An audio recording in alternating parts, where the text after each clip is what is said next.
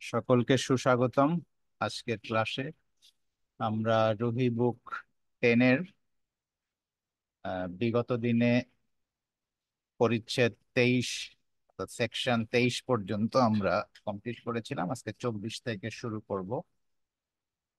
তো আমি রিকোয়েস্ট করছি প্রথমে পড়ার জন্য জিনুস প্রিয়াঙ্কাকে, তারপরে আমরা আলাপ করব। জিনুস, পড়ো প্লিজ।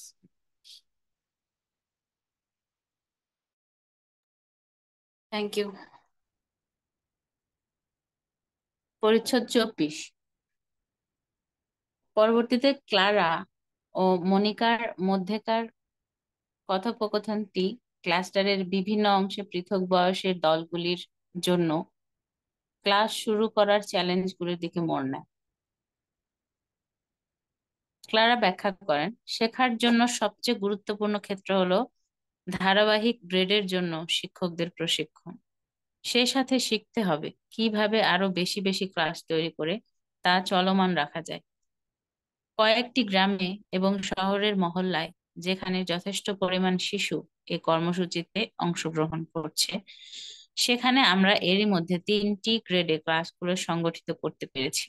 অন্যান্য জায়গায় আমাদের মনোযোগ যতটা সম্ভব বিভিন্ন বয়সের শিশুদের পৃথক পৃথক ক্লাস শুরু করার দিকে দেয়া হয়। এমন অনেক প্রশ্ন আছে যার উত্তর আমরা এখনো পাইনি। যেমন, আমরা জানি না শিক্ষকগণ বছরের পর বছর একই গ্রেডে শিক্ষা দিতে প্রবণতা দেখাবেন কিনা, বা শিশুদের একটি দলের সাথে থেকে যাবেন এবং তাদের উচ্চতর গ্রেডে নিয়ে যাবেন। কোন দৃষ্টান্ত বের হয়ে আসে তা দেখার জন্য আমাদের নমনীয় হওয়া দরকার। আমরা জানি না শিক্ষকগণ বছরের পর বছর একই গ্রেডে শিক্ষা দিতে প্রবণতা দেখাবেন কি না, বা শিশুদের একটি দলের সাথে থেকে যাবেন এবং তাদেরকে উচ্চতর গ্রেডে নিয়ে যাবেন। কোন দৃষ্টান্ত বের হয়ে আসে তা দেখার জন্য আমাদের নমনীয় হওয়া দরকার। আপনি কল্পনা করতে পারেন আমাদের সামনে কয়েক বছরের কঠোর পরিশ্রম রয়েছে যদি আমরা শিশু শিক্ষার জন্য একটি সম্প্রসারণশীল টেকসই ব্যবস্থা প্রতিষ্ঠা করতে চাই। মনিকা বলল, এটা আমাদেরকে যুবদের অবদান সম্পর্কে আমার প্রশ্নটিতে নিয়ে আসে। যেসব যুব ছেলেমেয়েরা জুনিয়র ইউথ প্রোগ্রাম সম্পন্ন করেছে তারা শিশুদের আধ্যাত্মিক শিক্ষার বিষয়ে উদ্যোগ নিতে পারে। ক্লারা উত্তর দেয়, প্রশিক্ষণ ইনস্টিটিউট প্রতিটি ব্যক্তির জন্য যে সেবাদানের পথ উন্মুক্ত করে দেয় তা স্বয়ং খুবই নমনীয়। কেউ কেউ আছে যারা 3 নং বই অধ্যয়ন করে প্রয়োজনীয় অনুশীলন সম্পন্ন করে, কিন্তু শিশুদের ক্লাস নিতে পছন্দ করে না। তারা অন্যভাবে প্রোগ্রামটিকে সাহায্য করে। আপনার নিজস্ব অভিজ্ঞতা নিশ্চিত করে যে জুনিয়র ইউথ প্রোগ্রামে অংশগ্রহণকারীদের অনেকেই শিশুদের সাথে কাজ করার জন্য আকৃষ্ট হয়। আপনার নিজস্ব অভিজ্ঞতা নিশ্চিত করে যে জুনিয়র ইউথ প্রোগ্রামে অংশগ্রহণকারীদের অনেকেই শিশুদের সাথে কাজ করার জন্য আকৃষ্ট হয়। যুবক হিসেবে একবার যখন তারা অনুক্রমের প্রথম 3টি বই শেষ করে, তাদের বেশিরভাগ ইচ্ছে করলে শিশুদের একটি ক্লাসে পড়াতে প্রস্তুত হয়। এটি সাধারণত ঘটে যখন তারা প্রায় 16 বছর বয়সী হয়। এই বয়সের অন্যান্য যুবকরা রয়েছে যারা ক্লাস্টারে নিয়মিতভাবে অনুষ্ঠিত কথোপকথনের ফলে আমাদের সম্প্রদায় গঠনের প্রচেষ্টায় আকৃষ্ট হয়।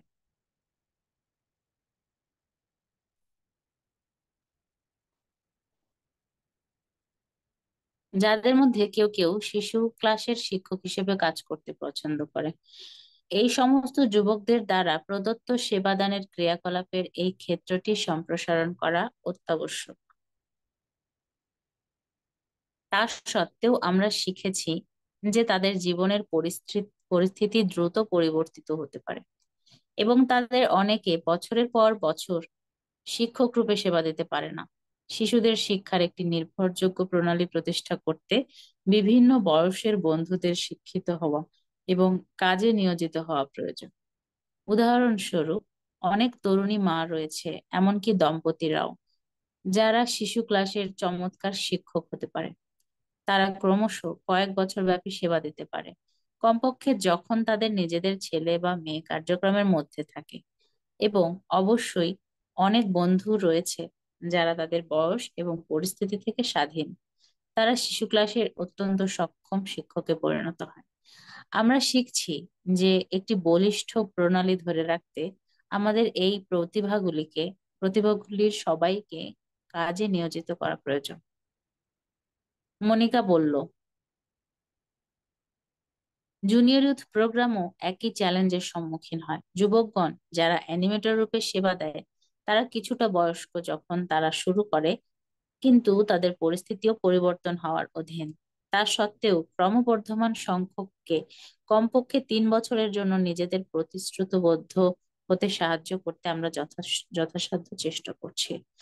ক্লারা বলল, যুবদের সম্বন্ধে আমরা যা বলেছি তার অতিরিক্ত, যারা জুনিয়র ইউথ আধ্যাত্মিক ক্ষমতায়ন কার্যক্রম সম্পন্ন করার পর শিশুদের শিক্ষক রূপে সেবা দিতে ইচ্ছে করে, দুটি কার্যক্রমের মধ্যে আরেকটি সংযোগস্থল রয়েছে যার প্রতি আমাদের মনোযোগ দেওয়া প্রয়োজন। জুনিয়র ইউথ গ্রুপ গঠন করার ফলে শিশু ক্লাসের ধারাবাহিকতা বজায় থাকে।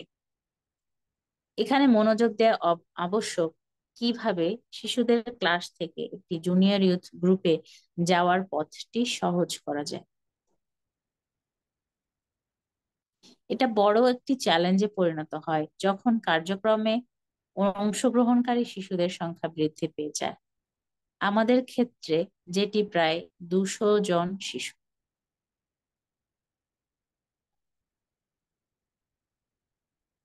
মনিকা বলল, আন্দ্রেস আমাদের অ্যানিমেটরদের অনুচিন্তন সভাগুলোর একটিতে আমাদের মনে করিয়ে দিয়েছিল যে, কার্সারটা সরা, হ্যাঁ, যে আমাদের কার্যক্রমে জুনিয়র ইউথরা দুটি শিক্ষা সংস্কৃতি থেকে আসে। শিশুদের আধ্যাত্মিক শিক্ষার কার্যক্রম যখন গড়ে ওঠে, তখন জুনিয়র ইউথ গ্রুপগুলিতে যোগদানকারী সংখ্যাটি বৃদ্ধি পায়, যারা আগে শিশু ক্লাসে ছিল।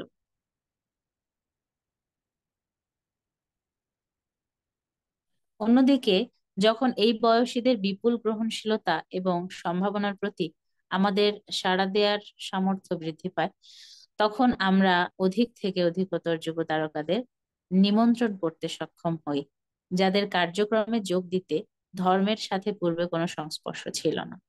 আন্দ্রেস আমাদেরকে বলছিল, প্রথম পটভূমি থেকে যুব তারকাদের সাহায্য করা কত গুরুত্বপূর্ণ, যারা তাদের বন্ধুদের এই কার্যক্রমে যোগ দেওয়ার জন্য নিমন্ত্রণ করতে জুনিয়র ইউথ গ্রুপ গঠন করছে।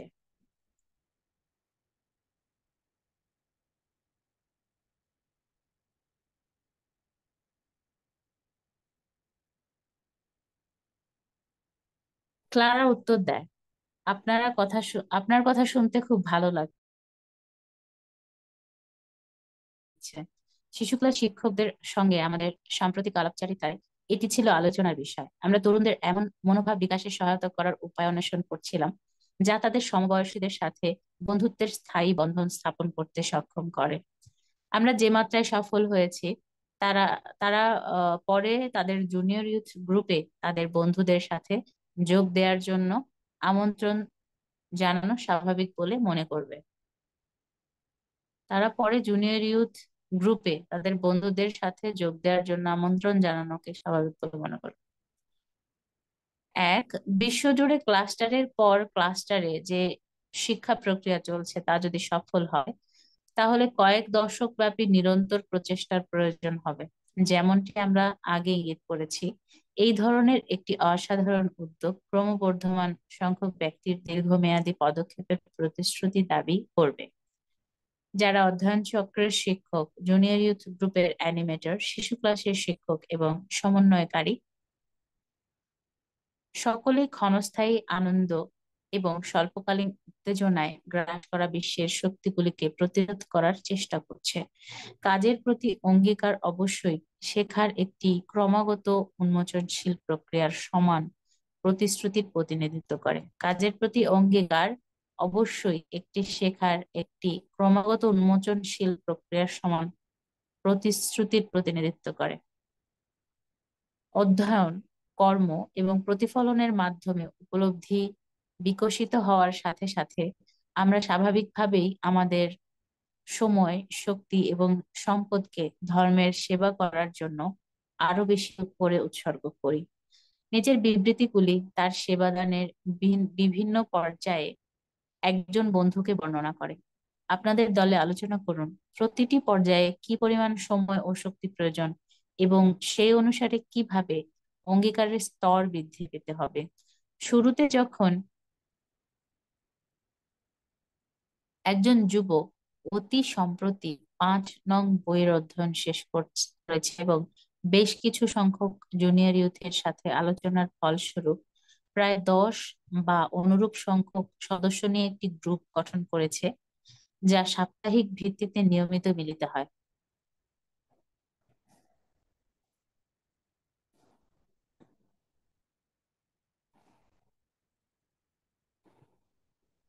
Thank you Priyanka. ওয়েলকাম। পুরোটাই মানে গল্পের মতো। আরো কি পড়ার দরকার আছে, না আমরা জাস্ট আমাদের মেমোরি থেকে আলাপ করতে পারবো?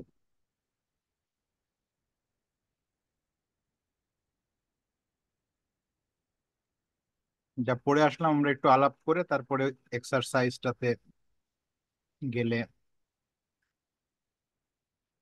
নিচে ক খ এভাবে আছে, সেই প্রত্যেকটাতে আমাদের আলাপ করতে হবে যে প্রতিটি পর্যায়ে কি পরিমাণ সময় ও শক্তি প্রয়োজন এবং সেই অনুসারে কিভাবে অঙ্গীকারের স্তর বৃদ্ধি পেতে হবে। তো এখানে শিশু ক্লাস আর জুনিয়র ইউথ প্রোগ্রাম নিয়ে আলাপ আছে।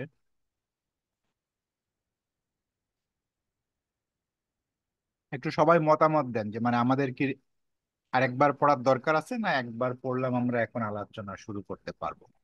আলাপ করতে পারা যায়। আর যখন এটা পড়া হচ্ছিল তখন আমার মানে একটা স্মৃতি আমার আহ, কাছে ভেসে উঠেছে। আমি ওই স্মৃতিটা শেয়ার করতে চাচ্ছি। এমন কোনো সময় হয় নাই এই যে হয়তো আপনারা শুনেন নাই কোনো সময়, কিন্তু সেটা আমি বলতে চাচ্ছি, কেন যুবকদেরকে 3 দিনের জন্য পক্ষে মানে উঠে দাঁড়াতে হবে, কাজের জন্য যেতে হবে, সেবা করতে হবে, এসব যে কথা শুনতেছি, তো আমার একটা স্মৃতির মনে পড়ে গেল, বলবো? জি বলেন। দেখেন, দেশ স্বাধীন হলো তো 71-এ, আর তার আগে আমি ভাই হয়েছি।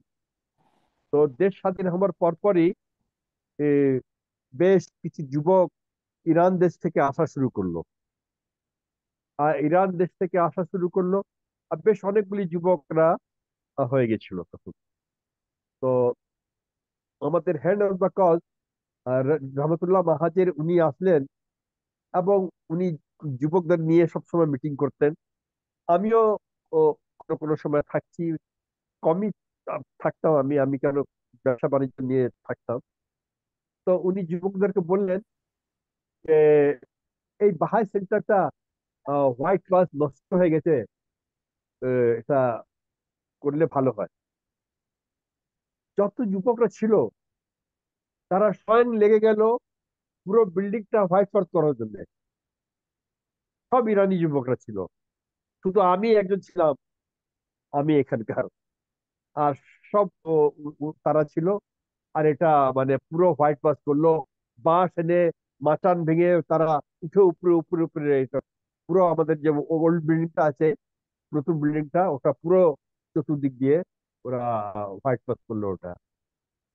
আর ও ও ডাক্তার রহমতুল্লাহ মাহাজির তাদেরকে বললেন, আপনারা বাংলাদেশের আনাচে কানাচে ছুটে যান।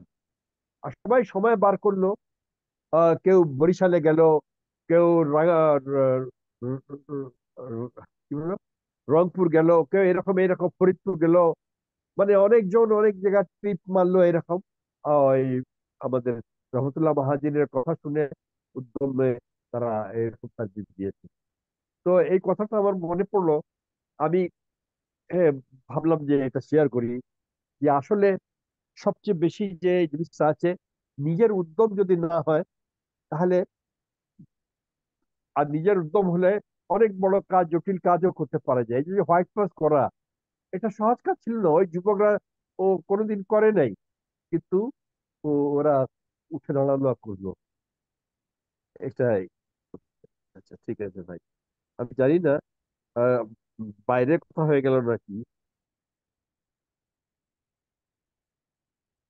না, অসুবিধা নাই আমাদের, মানে একটার প্রসঙ্গে যদি আরেকটা প্রসঙ্গ মনে পড়ে আমরা বলতে পারি,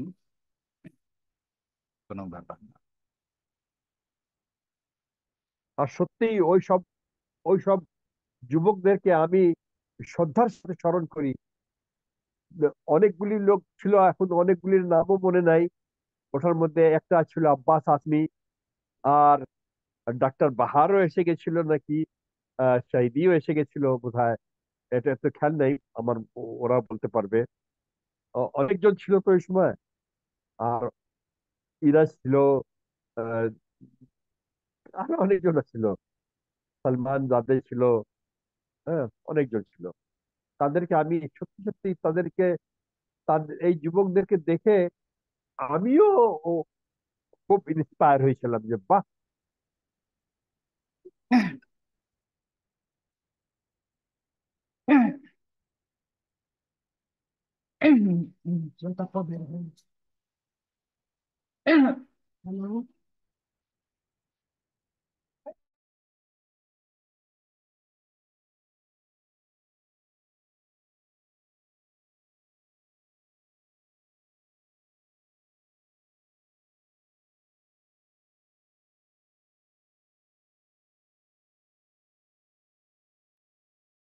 আমরা কি আছি?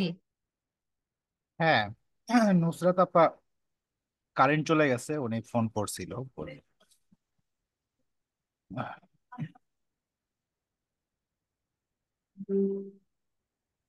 তো না, ইয়াসিন ভাই যেটা বললেন আসলে যুগে যুগে তো সবসময়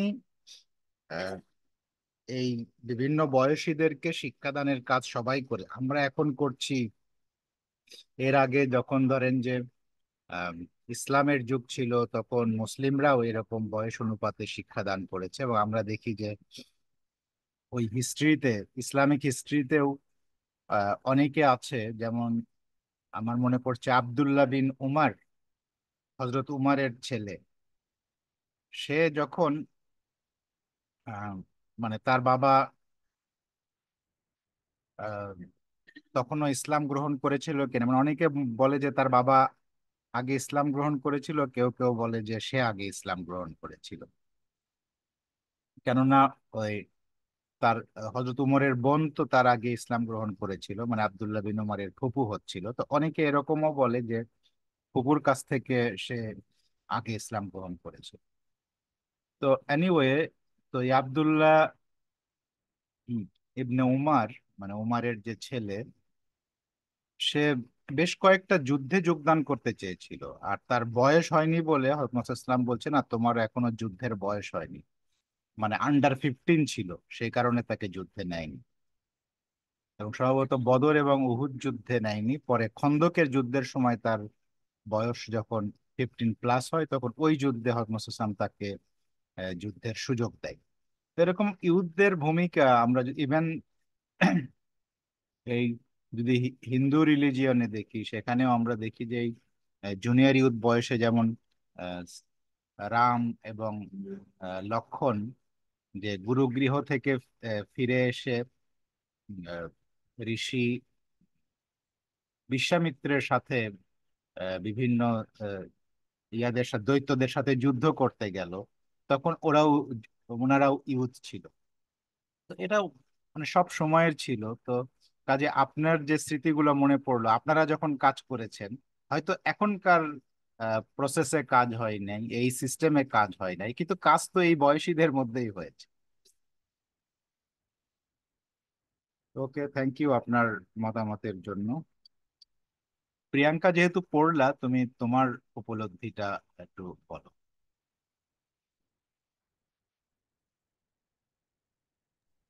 যদি একটু স্ক্রল করেন প্রথমের দিকে,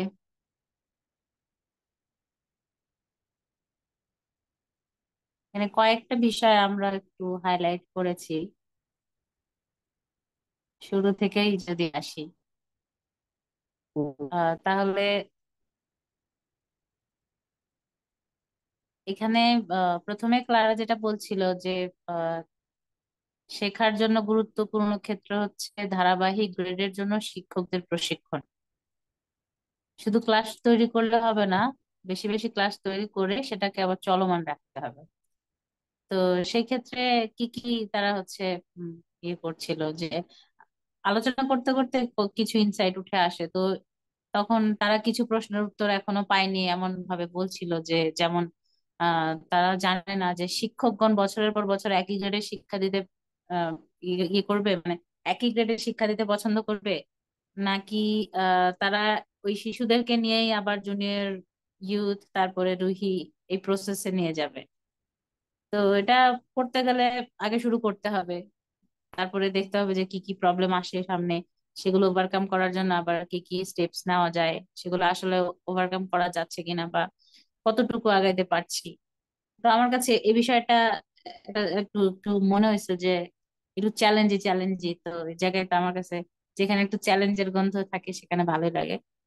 তো আমার কাছে মনে হচ্ছে যে এই এই ব্যাপারে আপনি যদি একটু বলতেন যে আমাদের এখন বাংলাদেশে যে ক্লাস্টার গুলো আছে সেখানে আমরা হচ্ছে কোনটা দিয়ে কি রকম ফলাফল পাচ্ছি, বা আরো কোথায় কোথায় আমাদের কাজ করা যেতে পারে, তার মানে আমার একটু জানার ইচ্ছা আছে।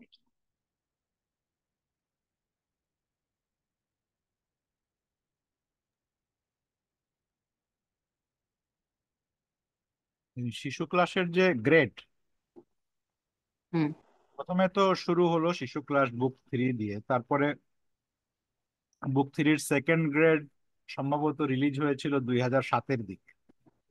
এখন থেকে অনেক দিন আগে, প্রায় ধরো 17 বছর আগে। তারপরে আরো গ্রেড এসেছে, এখন মনে হয় 4টা গ্রেড, এবং সম্ভবত টোটাল 5টা গ্রেড হবে। তো এই গ্রেড গুলো মানে হচ্ছে অনেকটা ওই ক্লাসের মতো, 1 2 3 4 5 এরকম। হুম। তো আমাদের দেশের প্রেক্ষাপটে আমি যতটুকু জানি যে বরিশাল রিজনের কিছু ক্লাস্টারে এই গ্রেডিং সিস্টেমটা মানে সবচেয়ে ভালোভাবে, মানে একেবারে আইডিয়াল ভাবে কোথাও হচ্ছে এরকম জানি না, তবে সবচেয়ে ভালোভাবে যদি বলি, ওরা মোটামুটি সব গ্রেডেরই ওদের টিচার আছে, বা একই টিচার সব গ্রেডের প্রশিক্ষণ নিয়েছে এরকম অনেক সংখ্যক আছে। তারপরে রংপুর রিজনেও আছে, বরিশালের চেয়ে সংখ্যায় কিছু কম। তারপরে রাজশাহী রিজনেও আছে। আর মানে এক্ষেত্রে পিছিয়ে পড়া হচ্ছে খুলনা, চিটাগং আর ঢাকা রিজন। মানে আমরা এই জিনিসটা, মানে আমি যতটুকু জানি এখন রিসেন্ট অবস্থা, আহ, খুলনা চিটাগং এর কি জানি না, তো ঢাকার অবস্থা এখনো জানি। এখনো ঢাকাতে জাস্ট আমরা গ্রেডিং করা দরকার এটা নিয়ে ভাবতেছি। ঢাকার কোনো শিশু ক্লাসে আহ, এরকম মানে গ্রেড গ্রেডের টিচার যেমন বেরাইদে 2টা গ্রেড করা হয়, গ্রেড 1 2। সেখানেও ওই যারা করান তারা খুব প্রশিক্ষিত, যে গ্রেড 2-র জন্য প্রশিক্ষণ নিছে এরকম না। এটা হচ্ছে আমাদের বাস্তবতা। কিন্তু আমরা এখানে আদর্শ অবস্থা বুঝতে পারছি যে আমাদেরকে আহ, মানে শিশু ক্লাসের শিক্ষক অনেক প্রশিক্ষণ দিতে হবে সব গ্রেডের জন্যই। এবং এই যে পরে যেটা আছে যে আমরা জানি না শিক্ষকগণ বছরের পর বছর একই গ্রেডের শিক্ষা দিতে প্রবণতা দেখাবেন কিনা, বা শিশুদের একটি দলের সাথে থেকে যাবে, তাদেরকে উচ্চতর গ্রেডে নিয়ে যাবে। এটার তো আমি যেটা বুঝতেছি যে মানে এখানে 2টা সিস্টেম হয়তো চলছে। আহ, হয়তো কোনো কোনো ক্লাস্টার যেটা করে যে গ্রেড 1-এর টিচার, সে গ্রেড 1 শেষ হয়ে গেলে গ্রেড 2 যে জানে তার কাছে দিয়ে দেয়, এবার আপনি নেন। তারপরে সে গ্রেড 2 শেষ হয়ে গেলে 3-র জন্য আরেকজন টিচার আছে, ঠিক যেভাবে আমরা স্কুলে মানে শ্রেণী চেঞ্জ হয়ে গেলে টিচার চেঞ্জ হয়ে যায়, ওই রকম একটা সিস্টেম আছে। আর কোথাও কোথাও হয়তো একই ব্যক্তি গ্রেড 1 শেষ করে 2 যখন হচ্ছে সেই 2 করাচ্ছে, সেই 3 করাচ্ছে। তো এক্ষেত্রে নমনীয়তা আছে যে দুটাই হতে পারে। এক্ষেত্রে রেজাল্ট কোনটা ভালো হবে সেটা দেখার বিষয়। কিন্তু যদি আমি আমার পার্সোনাল মতামত বলি, আমার কাছে মনে হয় যে যদি কোনো একজন ব্যক্তি সবগুলো গ্রেডের একাই নিয়ে যায়। মানে ইভেন মানে আমার যেটা আইডিয়া যে একজন যদি শিশু ক্লাস শুরু করে আর এই সবগুলা গ্রেড কমপ্লিট করে ওই শিশুদেরকে জুনিয়র ইউথ প্রোগ্রামটাও যদি সেই নেয়, মানে এটা তো হতে পারে সবচেয়ে বেস্ট আমার। হুম। কিন্তু এটা আবার অনেক বড় কমিটমেন্ট। এই যে পরে যে নিচে আসতেছে যে কতটুকু সময় হুম। কমিট, সেই অনুযায়ী কমিটমেন্টের লেভেল তো ওটা অনেক হাই কমিটমেন্টের লেভেল। মানে মোটামুটি তাহলে ধরা যায় যে একটা ব্যক্তিকে, একটা গ্রুপকে শিশু ক্লাসের গ্রেড 1 থেকে নিয়ে জুনিয়র ইউথ কমপ্লিট করানো, তাহলে তাকে 8 বছরের কমিটমেন্ট করতে হবে। এবং আমার তো মনে হয় হুম। আরো যদি সে আরো কিছু মোটামুটি কেউ যদি একটা 10 বছরের কমিটমেন্ট নিতে পারে, যে একটা শিশু ক্লাস শুরু করবে, 5 বছরে 5টা গ্রেড, 3 বছরে জুনিয়র ইউথ, আর 2 বছরে ওদেরই সাথে স্টাডি সার্কেল করে ওদেরকে সেবার বিভিন্ন ক্ষেত্রে লাগাই দিবে, তাহলে তো হুম।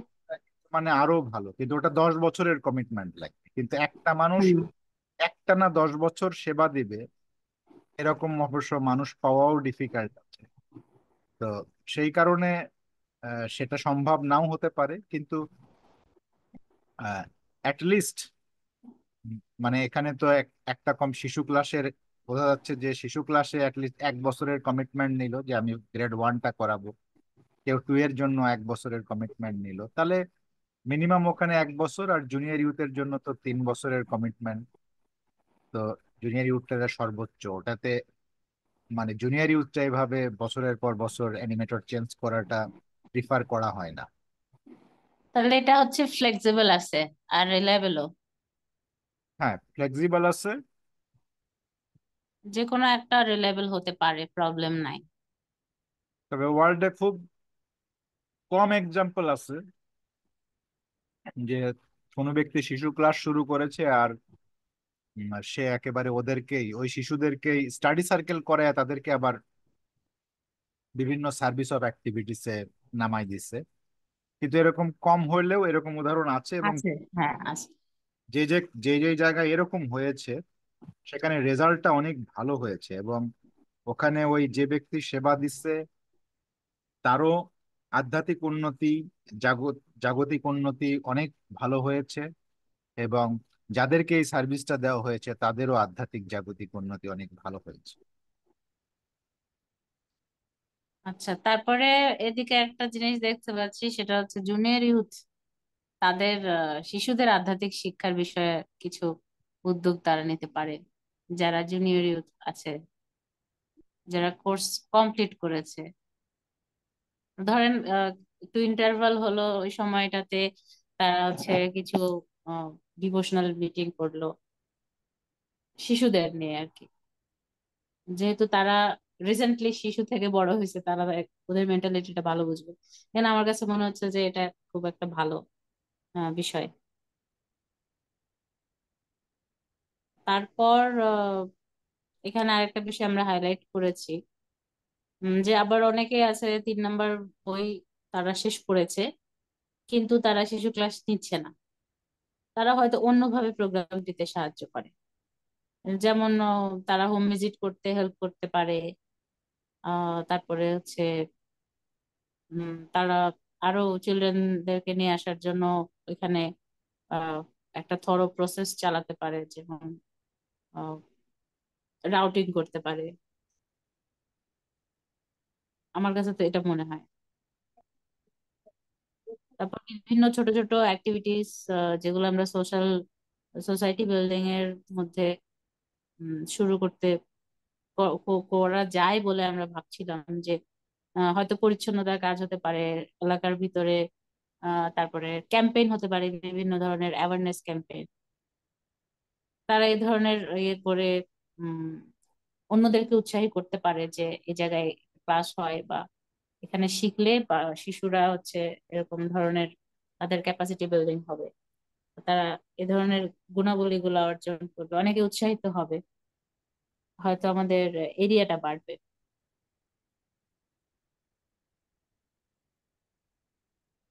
তারপর যদি আমরা নিচের দিকে যাই,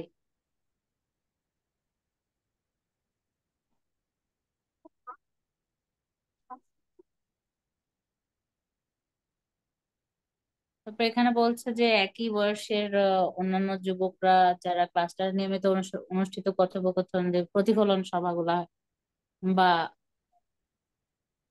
অন্যান্য সভা যেগুলো হয়, মানে রিফ্লেকশন মিটিং আর কি, এগুলোতে সম্প্রদায় গঠনের প্রচেষ্টা আকৃষ্ট হয়, যাদের মধ্যে কেউ কেউ শিশু ক্লাসে শিক্ষক হিসেবে কাজ করতে পছন্দ করে। ওই যে যখন তারা 3 নম্বর বই কমপ্লিট করেছে, তারা জানে যে কিভাবে আমরা প্রশিক্ষণের মধ্যে ইনভলভ হচ্ছি, কিভাবে আমরা তাদেরকে কোন জায়গায় হেল্প করার মাধ্যমে তাদেরকে ক্যাপাসিটি বিল্ডিং করছি। তো যখন তারা ওগুলো বোঝাতে সক্ষম হবে, আহ, যেমন রিফ্লেকশন সভায় বা যে কোনো ধরনের সমাজে অনুষ্ঠিত সবার মধ্যে যখন তারা এগুলো বোঝাতে সক্ষম হবে, তখন অনেকেই বলবে যে ঠিক আছে, তাহলে আমিও শিশুদের পড়ানোর জন্য সাহায্য করবো। তখন তাকে দেখা যাচ্ছে বুক 1, বুক 3, বা তাকে সঠিক গাইডেন্স দিয়ে আমরা তাকে অ্যাসিস্ট করার মাধ্যমে, অ্যাকম্পানিমেন্ট করার মাধ্যমে আমরা তাকে হেল্প করলাম বা রেডি করলাম যাতে সে শিক্ষক হিসেবে কাজ করতে পারে শিশু ক্লাসে। তো এক্ষেত্রেও দেখা যাচ্ছে যে যুবকদের দ্বারা সেবাদানের যে একটা ক্ষেত্র, এটা বাড়ছে। আমরা আরো আরো সেবায় ইনভলভ হচ্ছি আর কি, বিভিন্ন ভাবে।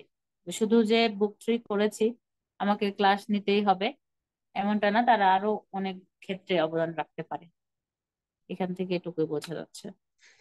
তারপর যদি আরো নিচে যাই,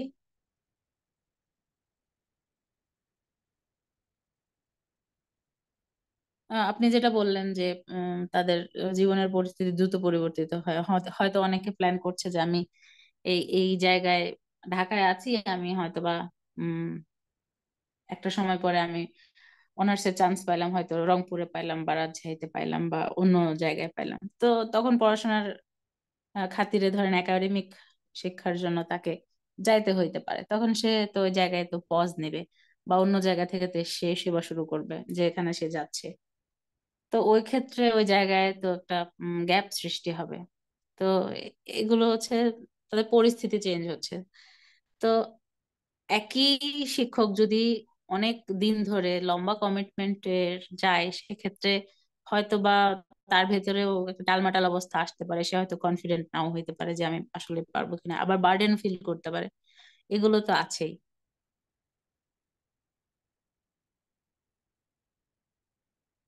তারপরে আরেকটা বিষয়ে যেটা আর রিসেন্ট আমরাও দেখেছি যে আমাদের অনেক বাচ্চারা থাকে, আমরা মা বা বাবা, আমরা আমাদের সন্তানরা চিলড্রেন আছে, তো চিলড্রেন ক্লাস নিচ্ছি, আমাদের বাচ্চারাও থাকছে, পাশাপাশি তাদের বন্ধু বান্ধব তাদের সাথে খেলা করে, প্রতিবেশীর বাচ্চা কাচ্চা সবাইকে নিয়ে আমরা হচ্ছে শিশু ক্লাস চালাচ্ছি, অন্তত পক্ষে ততদিন যতদিন পর্যন্ত আমাদের শিশুদের ওই ক্লাসটা দরকার হচ্ছে। তাহলে সেক্ষেত্রে একটা কমিটমেন্ট পাওয়া যায় যে ঠিক আছে, ওনার বাচ্চা যতদিন বড় না হচ্ছে ততদিন তো উনি শিশু ক্লাস চালাচ্ছেন।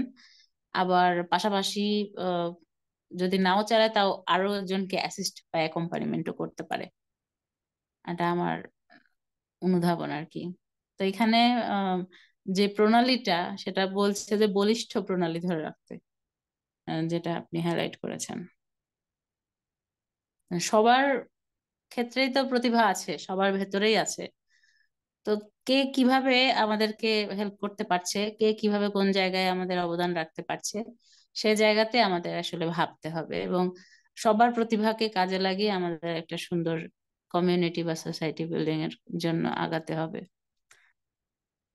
তো এই ক্ষেত্রে শিশু ক্লাস শুধু না, জুনিয়র ইউথ প্রোগ্রামও একই চ্যালেঞ্জের সম্মুখীন হয়। যেমন অ্যানিমেটর মাঝখানে গ্যাপ পড়ে যায়, হয়তো তারা মুভমেন্ট করে এই কারণে, হয়তো বা তারা অন্য জায়গায় সেটেল হতে হয় এই কারণে।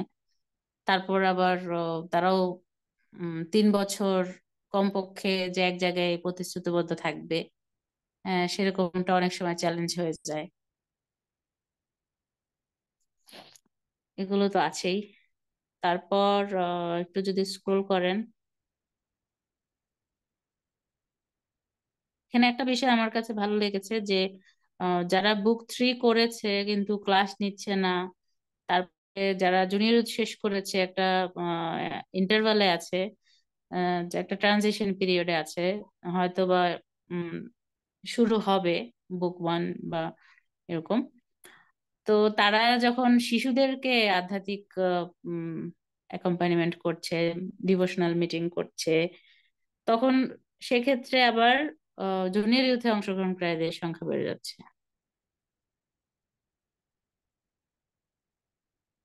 এই যে এটা এটা বড় একটি চ্যালেঞ্জে পরিণত হয় যখন কার্যক্রমে অংশগ্রহণকারী শিশুদের সংখ্যা বৃদ্ধি পেয়ে যায়। এখানে একটা মজার জিনিস ঘটে, যেমন যেখানেই আহ, কোনো ক্লাস্টার প্রথম ওপেন হয়, ওয়ার্ল্ড ওয়াইড দেখা গেছে যে সবচেয়ে বেস্ট হয় যদি সেখানে জুনিয়র ইউথ প্রোগ্রাম শুরু করা হয়। কেন এটা করা হয় যে যখন জুনিয়র ইউথ প্রোগ্রাম শুরু করা হয়, লাইক যদি 10 জন জুনিয়র ইউথ নিয়ে শুরু করা হয়, যেমন এর আগে আমরা একটা লাইনে পড়ে আসলাম যে জুনিয়র ইউথরা শিশু ক্লাসের শিক্ষাদানে আগ্রহী হয়। তার মানে জুনিয়র ইউথরা হচ্ছে পোটেনশিয়াল চিলড্রেন ক্লাস টিচার। যদি আমরা 10 জনের একটা জুনিয়র ইউথ গ্রুপ শুরু করতে পারি, তার মানে হচ্ছে 5টা শিশু ক্লাস হওয়ার সম্ভাবনা তৈরি। হুম। আবার 5টা শিশু ক্লাস মানে হচ্ছে যে 5টা শিশু ক্লাসে যদি আবার 5 10 50 জন শিশু থাকে, তার মানে এই 50 থেকে অ্যাটলিস্ট 40 আবার জেনে। জুনিয়র ইউথ গ্রুপে যাবে। 40 জন জুনিয়র ইউথ গ্রুপে যাবে মানে আবার 20টা শিশু ক্লাস আবার হবে। তো হুম। এটা একটা আরেকটাকে খুব মানে বুস্ট আপ করে। হ্যাঁ, কোলাবোরেশন মানে চিলড্রেন ক্লাস আর জুনিয়র ইউথ প্রোগ্রামের একটা খুব মজার কোলাবোরেশন। একটা বাড়লে আরেকটা বাড়ে, আরেকটা বাড়লে আরেকটা বাড়ে, এই দুইটা একে অপরকে খুবই মানে বুস্ট আপ করে, এবং এই দুইটার কমপ্লিমেন্ট করে। অনেক অ্যাক্টিভিটি শুরু হয়ে যায়। দেখা যাচ্ছে এই চিলড্রেন ক্লাস এবং জুনিয়র ইউথদের পিতা মাতাদের সাথে স্টাডি সার্কেল শুরু হয়, ডিভোশনাল মিটিং শুরু হয়, হোম ভিজিট শুরু হয়, কমিউনিটি বিল্ডিং এর উপাদান আছে হচ্ছে আহ, এই শিশু ক্লাস এবং জুনিয়র ইউথ প্রোগ্রামে। হুম।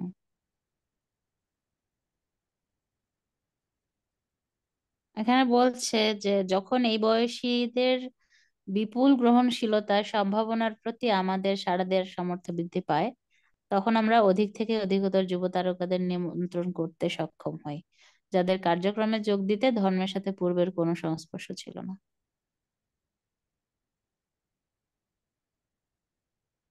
হয়তো তারা ছোটখাটো কোনো সোশ্যাল ওয়ার্ক করতে পারে, কিন্তু তাদের ধর্মের সাথে কোনো সংস্পর্শ ছিল না।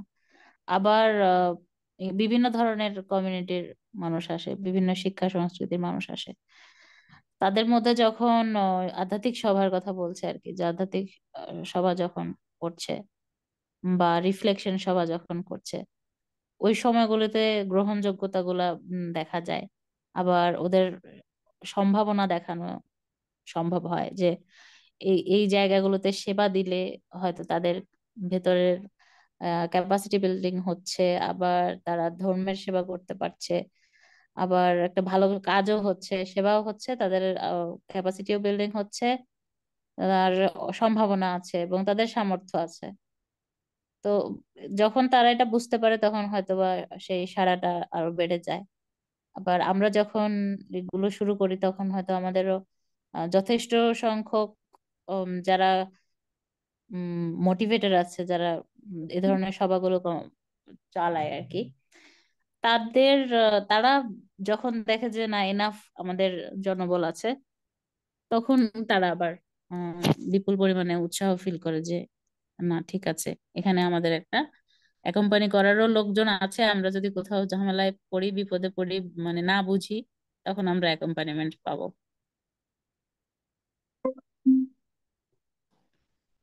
তারপরে নিচের দিকে যাই একটু।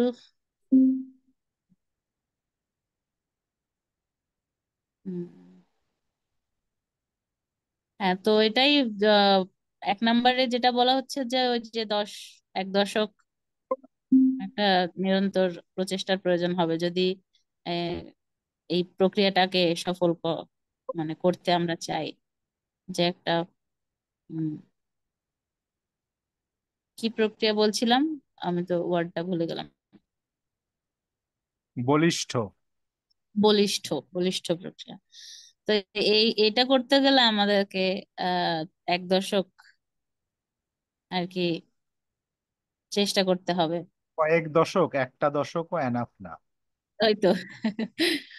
মানে এটাকে অ্যাডাপ্ট করতে কয়েক বছর তো লাগবে, কয়েক দশক তো লাগবেই, কিন্তু হ্যাঁ, অন্তত এক দশক ট্রাই দিয়ে দেখতে হবে যে আসলে কোন দিকে যাচ্ছি, আমরা আসলে যেতে পারছি কিনা। সেটাই। আর এখানে আমার কাছে যেটা ভালো লেগেছে, কাজের প্রতি অঙ্গীকার অবশ্যই শেখার একটি ক্রমাগত উন্মোচনশীল প্রক্রিয়ার সমান প্রতিশ্রুতির প্রতিনিধিত্ব করে। এটা ইংলিশটা কি আছে একটু যদি দেখতাম। কোনটা?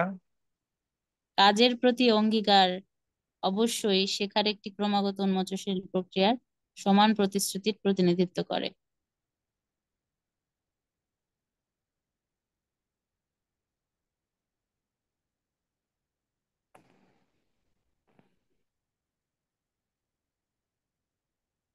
এক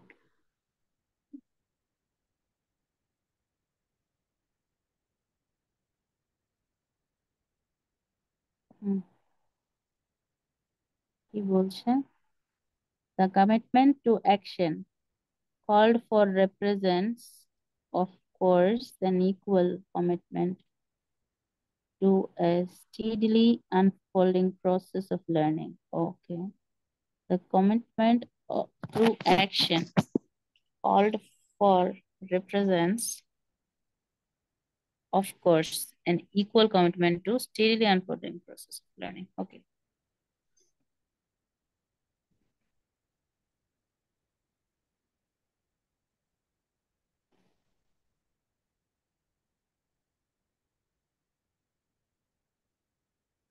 কাজের প্রতি অঙ্গীকার অবশ্য শেখার একটি ক্রমাগত উন্মোচনশীল প্রক্রিয়ার সমান প্রতিশ্রুতির প্রতিনিধিত্ব করে।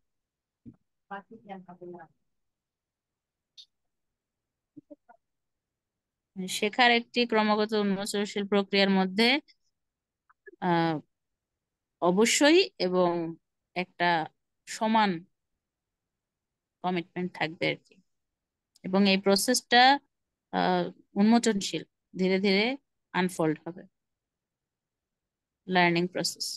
Action called for represents, of course, an equal commitment to steady এখানে প্রসেস অফ এখানে প্রতিনিধিত্ব নয়, আমার মনে হয় যেটা আহ্বান জানা। হতে পারে। দ্য কমিটমেন্ট টু অ্যাকশন মানে কাজের যে প্রতিশ্রুতি, সেটা কল্ড আহ্বান করে হুম। ফর প্রেজেন্টস একটা জিনিসকে রিপ্রেজেন্ট করার, এবং সেই কি জিনিসটা রিপ্রেজেন্ট করার? An equal commitment to street unfolding process of learning, মানে পাশাপাশি, মানে প্যারালাল, তাকে একটা স্টিডি, মানে আনফোল্ডিং প্রসেস অফ লার্নিং এর প্রতিও কমিটমেন্ট থাকে। হ্যাঁ, মানে কাজের প্রতি যেই মাত্রায় কমিটমেন্ট থাকতে হবে, মানে এটা আহ্বান জানায় যে সে এই আনফোল্ডিং প্রসেস অফ লার্নিং কেউ একটা steady unfolding process of learning এর প্রতিও সে কমিটমেন্ট থাকে, মানে শেখা হ্যাঁ, এবং এবং এটা অবশ্যই হবে এবং ইকুয়াল, কিন্তু বাংলায় ইকুয়াল কথার মাধ্যমে সেটা আসছে। আসছে না। হ্যাঁ, কাজের রাইট ইমপ্রেশনটা আসছে না। কাজের প্রতি অঙ্গীকার অবশ্যই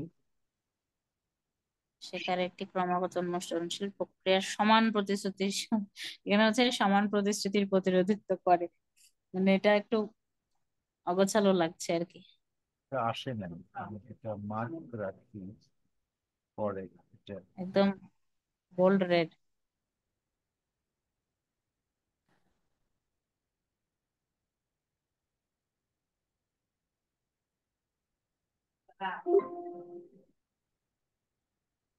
ঠিক আছে, তারপরে আমরা ওটা বুঝলাম যে মানে এটা এটা মজার একটা জিনিস, খুবই গুরুত্বপূর্ণ, যে সেটা হচ্ছে যে আমরা কাজ করতে চাই, হ্যাঁ, কিন্তু যে কাজটা করতে চাই সে কাজটা শিখতে চাই। হ্যাঁ, যে এই যে আমরা হয়তো ডিভোশনাল মিটিং করতে চাই, কিন্তু আহ, আমার মাথায় যা আসে তাই নিয়ে আমি মনে করি আমি নিজে নিজেই, মানে without any learning, without any experience sharing, হ্যাঁ, মানে ডিভোশনাল মিটিং, আমার মাথায় কিছু জিনিস আসলো এবং আমি মনে করলাম যে এটাই ডিভোশনাল মিটিং আর আমি সেটাই করছি। অথবা চিলড্রেন ক্লাস, মানে প্রত্যেক অ্যাক্টিভিটিদের ক্ষেত্রে অনেকেই কিন্তু এরকম করে, কিন্তু এখানে বলছে যে আমরা যদি কাজ করতে চাই তাহলে তো কমিটমেন্ট লাগবেই। এবং শুধু কাজের প্রতি কমিটমেন্ট থাকলে হবে না, ওই কাজটা পাশাপাশি সমানভাবে ওই কাজ শেখার, এবং শেখারটা কিরকম, ইংলিশটা খুব সুন্দর, যে steady unfolding process of learning. মানে ওটা একটা প্রসেস অফ লার্নিং এর প্রতি কমিটমেন্ট থাকতে হবে, এবং সেই প্রসেস অফ লার্নিংটা কেমন, স্টিডি আনফোল্ডিং, একদিকে স্টিডি আরেকদিকে আনফোল্ড। ধীর, হ্যাঁ। তো এই, আস্তে আস্তে আনফোল্ড হবে।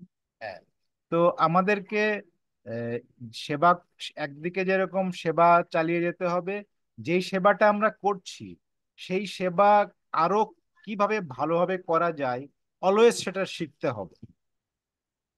এক্সপিরিয়েন্স থেকে, নিজের এক্সপিরিয়েন্স থেকে শিখতে হবে, অন্যের এক্সপিরিয়েন্স থেকে শিখতে হবে, এবং এই প্রশিক্ষণ ইনস্টিটিউট যে মেটেরিয়ালস তৈরি করে তার মাধ্যমে শিখ, কারণ প্রশিক্ষণ ইনস্টিটিউটের মেটেরিয়ালস গুলোও কিন্তু অন্যদের লার্নিং।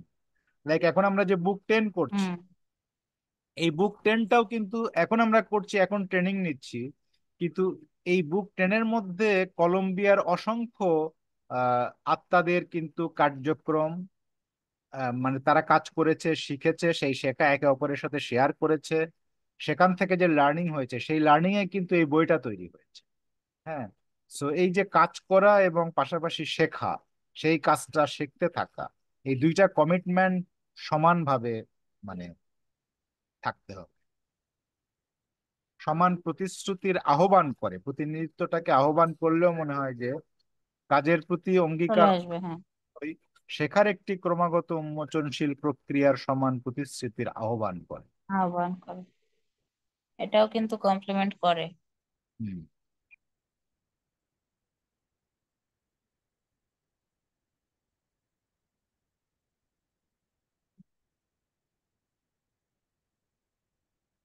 আবার এখানে বলছে যে স্টাডি, অ্যাকশন এন্ড রিফ্লেকশন, এগুলো স্বাভাবিকভাবে আমাদের টাইম অ্যান্ড এনার্জি এবং রিসোর্সকে ধর্মের সেবা করার জন্য আরো বেশি করে উৎসর্গ করতে সাহায্য করে। হুম। এটা বারবার যেহেতু আসছে, এটা অনেক বেশি গুরুত্বপূর্ণ।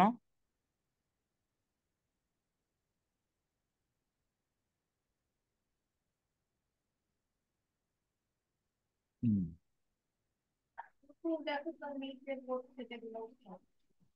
আচ্ছা, তো আমরা এখন এক্সারসাইজ ক থেকে শুরু হবে, এক্সারসাইজ পড়লাম। তো এ পর্যন্ত একবার পড়া হলো, আর একবার আমরা আবার একটু ডিসকাস করলাম। এবার যদি ধরেন যে যারা বলেন নাই কিছু, আপনারা যদি আপনাদের কিছু শেয়ার করেন, তারপরে আমরা এক্সারসাইজটা শুরু করি, ভালো হবে। নুসরাত আপা কিছু যোগ করবেন? যদিও আপনি মাঝখানে কিছুক্ষণ ছিলেন না, কিন্তু এসে যতটুকু শুনলেন, আগের পড়া যতটুকু শুনেছেন, তার ভিত্তিতে যদি আপনার কিছু অভিমত শেয়ার করেন।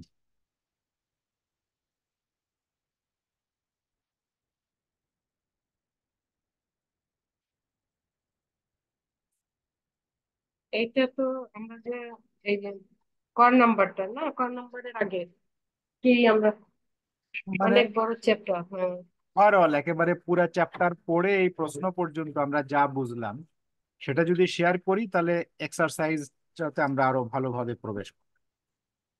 আমি যে 1 নম্বরটা আলাপটা শুনলাম, হ্যাঁ, এটা যে আসলে যে কোনো প্রোগ্রাম আরম্ভ হতে হলে অবশ্যই ওই যে সেবার মনোভাব থাকতে হবে, কাজের সাথে অঙ্গীকার যেটা থাকতে হবে, আবার নিয়মিত ভাবে এটা প্রক্রিয়াটা উম, প্রতি থাকতে হবে, অঙ্গীকারবদ্ধ নিয়মিত ভাবে সেটাকে শেখার মানে চালিয়ে রাখতে হবে।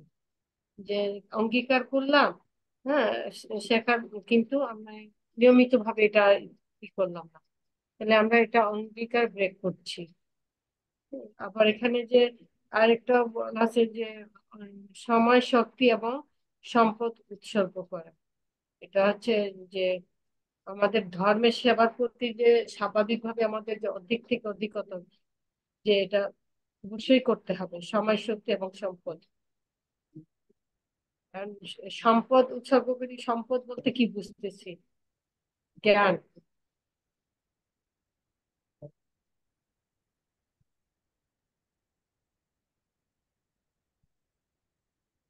আমাদের যে দীর্ঘমেয়াদী যে আমরা যে অঙ্গীকারটা করব, কাজের প্রতি যে অঙ্গীকারটা করব, শেখার মানে সে সাথে সাথে শেখার এবং নিয়মিত ভাবে যে প্রক্রিয়াটা চালাই যাবে, এটার জন্য তো অবশ্যই এখানে সময়, শক্তি এবং সম্পদগুলি উৎসর্গ করতে হবে।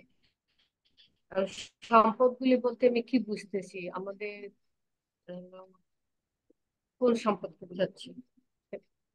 সম্পদ কোথায় পাইলেন আপা? এই যে একের লাস্ট লাস্ট লাইনের উপরের লাইনটা, লাস্ট দুই লাইনের পরে।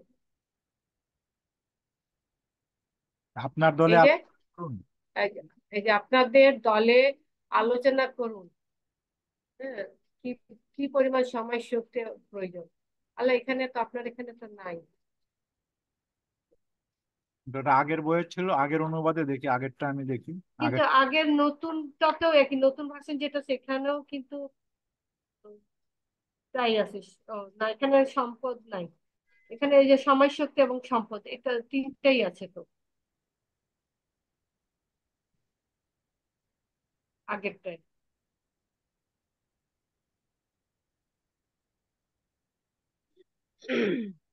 24 তো না? হ্যাঁ, 24। এক নম্বরে। এখানে তো আপনার দলে আলোচনা করুন প্রতিটি পর্যায়ে কি পরিমাণ সময় ও শক্তি প্রয়োজন এবং সে অনুসারে কিভাবে অঙ্গীকারের স্তর বৃদ্ধি পেতে হবে। আরো নিচের লাস্টের দুই লাইনের উপরের লাইনটা।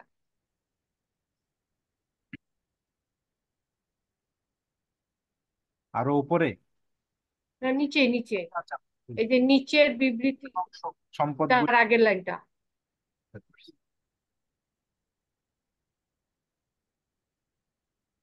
শক্তি এবং সম্পদ, হ্যাঁ এই এখানে যে অধ্যয়ন, কর্ম এবং প্রতিফলনের মাধ্যমে উপলব্ধি বিকশিত হওয়ার সাথে সাথে স্বাভাবিকভাবে আমাদের সময়, শক্তি এবং সম্পদকে ধর্মের সেবা করার জন্য আরো বেশি করে উৎসর্গ করি। এখানে সম্পদ বলতে আমাদের যে সম্পদ আর্নিং করি, যেটা আমরা দান করি, সে দানের কথা কিন্তু বলছি। জি জি, এখানে আপনার এখানে তো নাই, সময় ও শক্তি প্রয়োজন আছে। এটা নতুন বই দিয়ে স্টার্ট করছেন, এখানে নতুন আছে, 10। আমার নতুনটাতেও রহিম ভাই নাই।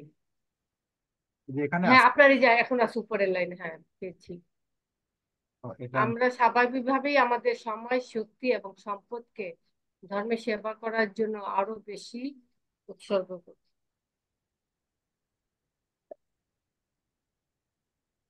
Earning process.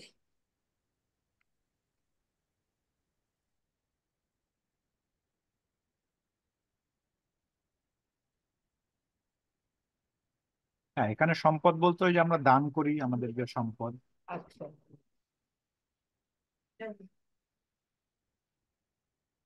সময়টা সম্পদ।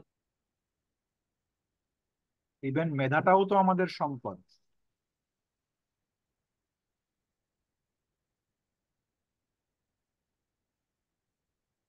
শিক্ষার পরে যে মেধা। হুম।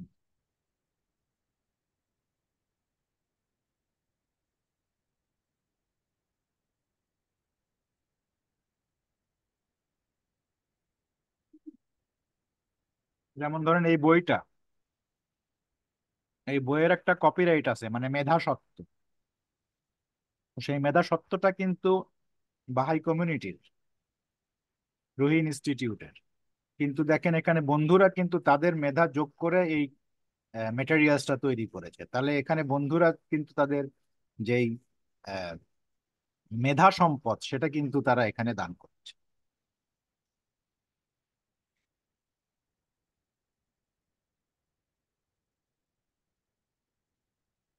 সম্পদ বলতে আমরা সব সময় শুধু টাকা বুঝবো না।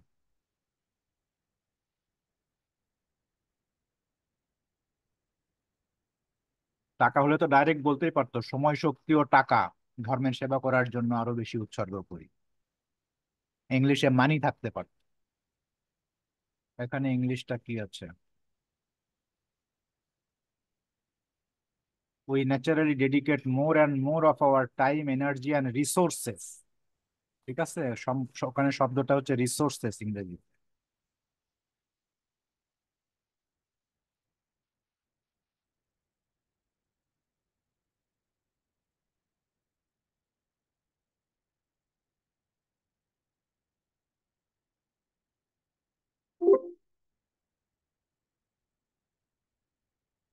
তো আর কেউ কিছু যোগ করবেন? জিয়া পারভিন আপা?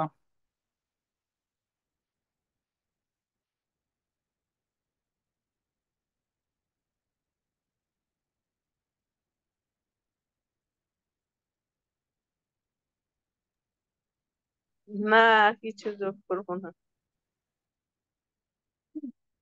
তাহলে আমরা প্রশ্নে চলে যাই।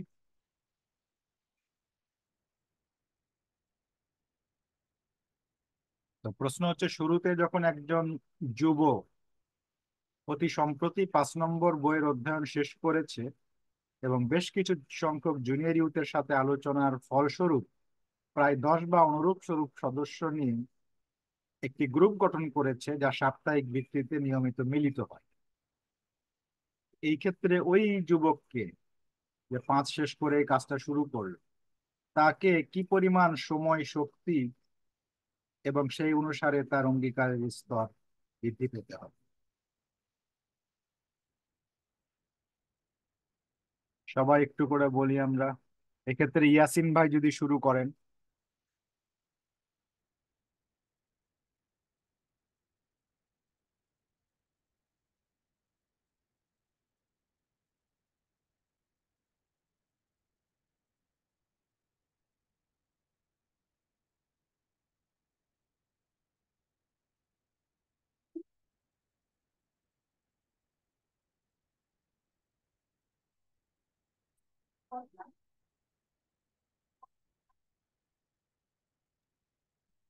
আমি আমি কিছু রেডি না বলার জন্য কিছু।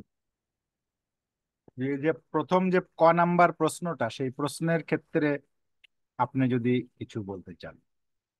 আমি প্রশ্নটা আপনাকে সহজ করে দিই আমার ভাষায়। সেটা হচ্ছে যে এখানে বলছে যে, মনে করেন একজন যুবক, সে বুক 5 করছে, করার পরে কয়েকজন, মানে প্রায় 10-এর কাছাকাছি হতে পারে, 10 বা 12 এরকম একটা সংখ্যার সদস্য অর্থাৎ জুনিয়র ইউথদেরকে নিয়ে একটা জুনিয়র ইউথ গঠন করেছে। এখন এই ছেলেকে এই কাজের জন্য কি পরিমাণ সময় এবং শক্তি ব্যয় করতে হবে, এবং সেই অনুযায়ী ওর কমিটমেন্টের বা অঙ্গীকারের স্তরটা কিভাবে পাবে বৃদ্ধি পেতে হবে, এটা আমাদেরকে একটু ভাবতে বলছে। মানে এক্সাক্ট অ্যান্সার নাই, মানে আমরা যেন এগুলো নিয়ে একটু ভাবি, সেই জন্য এই এক্সারসাইজ। তো আপনি যদি আপনার ভাবনাটা বলেন, আমরা সবাই বলবো একটু নিজ আমরা আমার ভাবনাটা আমি এইভাবে বলতে চাই কি, আজকে তো আমাদের সামনে কত হাউস অফ ওয়ার্শিপ রেডি হয়ে গেছে, আমাদের সামনে কত ন্যাশনাল স্পিরিচুয়াল সেটেলমেন্ট এস্টাবলিশ হয়ে গেছে, আমাদের সামনে কিতাবে কানও এসে গেছে, আমাদের সামনে অনেক কিছু এসে গেছে। কিন্তু একটু চিন্তা করে দেখি আমরা, যে যারা বাবিরা, 20,000 বাবি যারা প্রাণ দিয়েছে, অনেকেই বাপকে দেখেন নাই, শুধু বিশ্বাস এনে প্রাণ দিয়েছে। তো এই যে উম, বিশ্বাস, আসলে আমাদের যদি বিশ্বাস যদি মজবুত থাকে, তো আমরা নিজের সময় তো সময়, মানে প্রাণ দিয়েও আমরা পরিশোধ করতে পারবো না আল্লাহর দানকে। সেই জন্য আর আমরা আমাদেরকে দেখেন আজকে আমাদেরকে কত রকমের ও, শিক্ষা দিয়ে আমাদেরকে উৎসাহিত করা হচ্ছে। একটু ভেবে দেখি আমরা, তারা আহ, এ, মানে কিভাবে প্রাণ দিয়ে গেছে, কি দেখেছিল তারা, তারা কি দেখেছিল। তাদের কাছে কোনো ও, এই যে বাপ যে ঘোষণা করেছেন, ও তো মোল্লা হোসেনের সামনে ঘোষণা করেছিলেন। এই কয়েকজন হরুপে হাই, যাকে বলা হয় লিভিং, কি ওয়ার্ড, আর ও জীবন্ত বর্ণমালা। জীবন্ত বর্ণমালা। হম। উনারা বাপকে দেখেছিলেন বা বাপকে বুঝতে পেরেছিলেন। আরো যে 20,000 যে মানুষরা প্রাণ দিয়েছে, তার মধ্যে কত, হয়তো 1,000 মানুষরা বাপকে দেখেছেন। আর 20,000 মানুষ তো না দেখেই বিশ্বাস আনছিলেন। তো আজকে আমাদেরকে আমাদেরকে এত কিছু সামনে এসে তারপরে আমাদেরকে উৎসাহ দান করার জন্য এত শিক্ষা, এত ইনস্টিটিউট কোর্স দেওয়া হচ্ছে। আহ আমরা কোথায়, আমরা মানে এগিয়ে যাচ্ছি না পিছনে যাচ্ছি, আমার তো বুঝের মধ্যে আসতেছে না।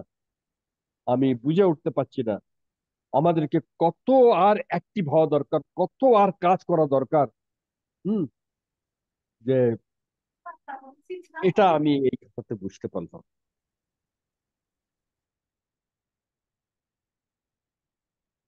Thank you. জিয়া পারভিন আপা, কিছু আপনার অনুমান?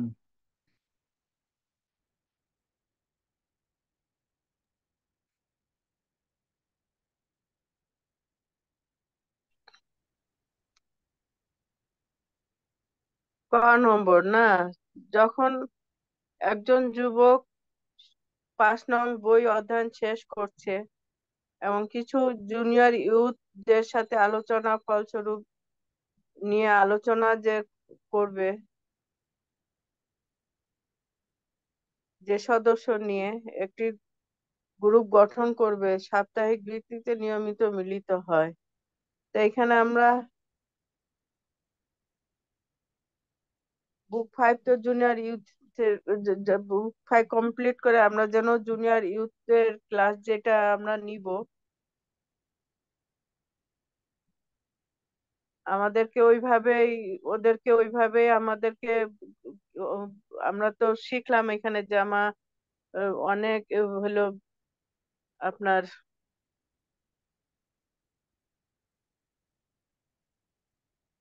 ওইভাবে তাদেরকে আমরা শিক্ষা দিব আর কি, বুক 5 যেটা করাবো জুনিয়র ইউথদের।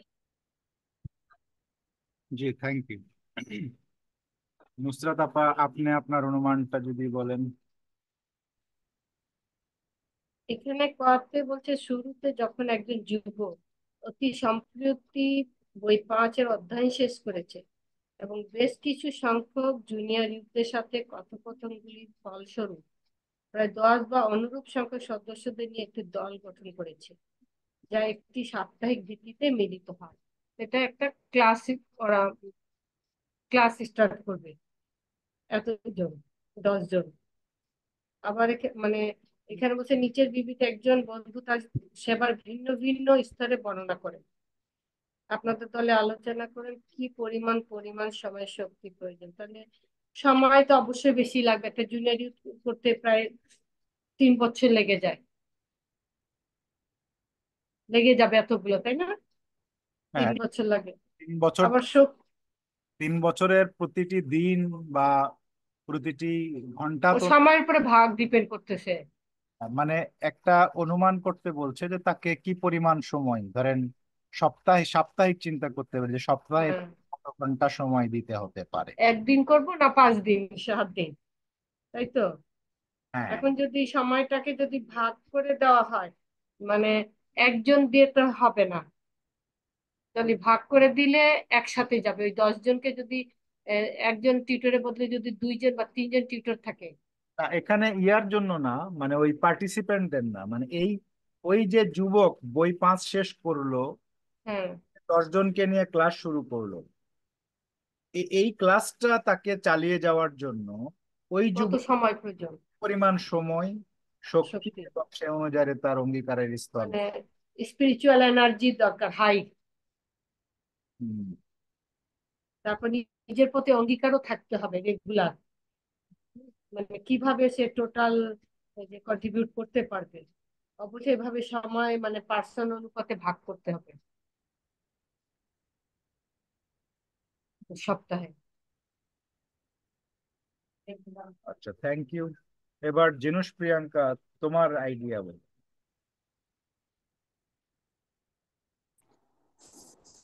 আচ্ছা, সে যখন সাপ্তাহিক ভিত্তিতে মিলিত হচ্ছে, যদি ধরি সে সপ্তাহে একটা করে ক্লাস নিচ্ছে, তাহলে সে তাকে সেভাবে প্ল্যান করে সে অনুযায়ী তার উম, যে স্কেজুল সেটা ঠিক করে নিতে হবে। সে অনুযায়ী যদি সে প্রতিদিন 2 ঘন্টা করে সময় দেয়, মানে প্রতি সপ্তাহে একদিন যখন ক্লাস নিচ্ছে 2 ঘন্টা করে সময় দেয়, সে অনুযায়ী তাকে সময়ও অ্যাডজাস্ট করে নিতে হবে।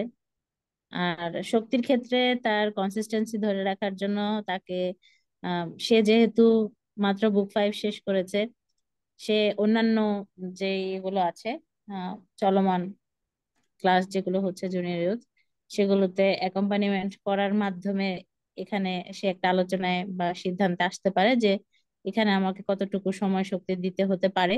সেটা ভেবে সে যদি অঙ্গীকারবদ্ধ হয়, তাহলে তার অঙ্গীকার আহ, টা নিতে আর কি সহজ হবে তার জন্য, এবং তার বুঝতে সহজ হবে যে আমাকে কি ধরনের কমিটমেন্ট এখানে করতে হবে এবং কিভাবে আমি আরো আস্তে আস্তে এখানে আরো এঙ্গেজ হব, যাতে সে তার অঙ্গীকারের যে স্তর সেটা বাড়াবে আর কি। যখন তার আরো এঙ্গেজমেন্টের প্রয়োজন হবে, যখন একটা, ধরেন সে এখন একটা শুরু করছে, এরপরে তো তার আরো জুনিয়র ইউথ ক্লাস শুরু হতে পারে, বা অন্য কাউকে সে যখন আরো আহ, বড় হবে, তার ক্ষেত্র বড় হবে সেবার, তখন সেক্ষেত্রে তার তো আরো জুনিয়র ইউথ অ্যানিমেটর বা শিশু ক্লাসের শিক্ষকদেরকে তো তার অ্যাকম্পানিমেন্ট করতে হতে পারে। তখন সেক্ষেত্রে সে যে প্রসেসটা মেক শিওর করতে হবে যে সে প্রসেসটা বুঝছে। যদি না বুঝে থাকে তাহলে সে এই ডিসিশন কখনো নিতে পারবে না যে তার কি ধরনের সময় এবং শক্তি এখানে ইনভেস্ট করতে হবে, এবং তাকে কেমন কমিটমেন্ট দিতে হবে। তো আমার কাছে মনে হয় যে প্রথম স্তরে তার কমিটমেন্ট শুধুমাত্র যে এটুকুই জেনে থাকা যে 3 বছর তাকে ইনভলভ থাকতে হবে, হতে পারে যদি সে চায়।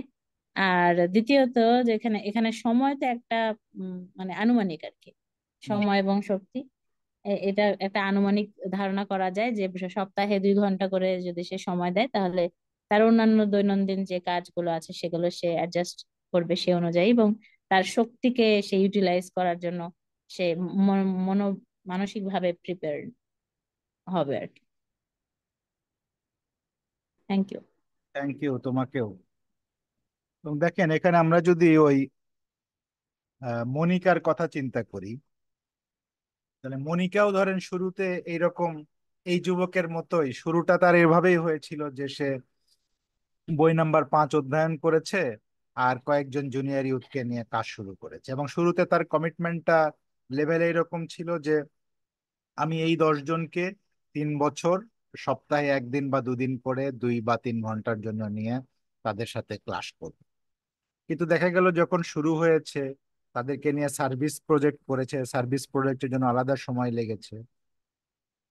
এবং যখন আহ, রড্রিগো একটা গ্রুপ তৈরি করতে যাবে এবং অ্যানিমেট ক্লাস্টার কোঅর্ডিনেটর যখন মনিকাকে রিকোয়েস্ট করলো, এবার কিন্তু মনিকা আগে যে সময় দিচ্ছিল তার সাথে আরো সময় যোগ করবে, কেননা রড্রিগোকে অ্যাকম্পানি করার সময়টা তো এক্সট্রা, এবং ওটা আরেকটা কমিটমেন্ট। তো তাহলে এইভাবে কিন্তু ধীরে ধীরে তার সময়, শক্তি এবং কমিটমেন্টের স্তর কিন্তু বৃদ্ধি পাচ্ছে। তো এটাই এইভাবেই মানে জাস্ট আমাদেরকে পরের এক্সারসাইজ গুলো করতে হবে, মানে এই একটা জিনিসে যে মাথায় রেখে প্রত্যেকটা সিচুয়েশন অ্যানালাইজ করতে হবে।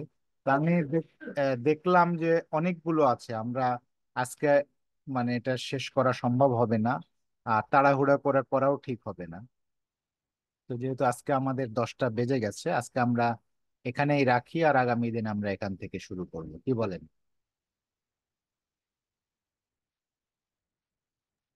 ঠিক আছে। বেশ, ঠিক ঠিক আছে ভাই। 1 ঘন্টা বেশ ভালো। হ্যাঁ, জি।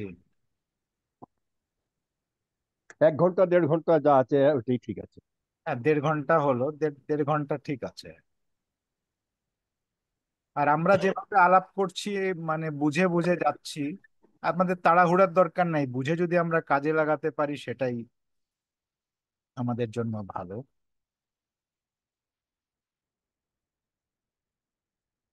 তো আগামী মঙ্গলবার আবার দেখা হবে।